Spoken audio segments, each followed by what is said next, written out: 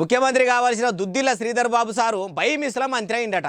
అగో మొదటి నుంచి రేవంత్ రెడ్డి సారే సీఎం అన్నారు. ఇప్పుడు శ్రీధర్ బాబు సీఎం అనబడితే ఏందే బాలన్న అంటారా?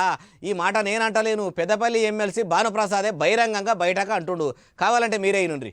కాంగ్రెస్ పార్టీ వచ్చినందుకు అట్లనే మన ప్రాంతానికి సంబంధించినటువంటి చంద్రబాబు గారు ముఖ్యమంత్రి అవుతారేమని కొంత ఆశపడ్డారు. సరే, ఇప్పుడు కాకపోయినా ఎప్పటికైనా ఈ ప్రాంతం నుంచి ముఖ్యమంత్రి అయ్యే అవకాశం ఎవరికైనా ఉందంటే శ్రీధర్ బాబు గారికి ఉంది కాబట్టి కావాలని కూడా ఎప్పటికో కావాలని కూడా కోరుకుంటున్నాం.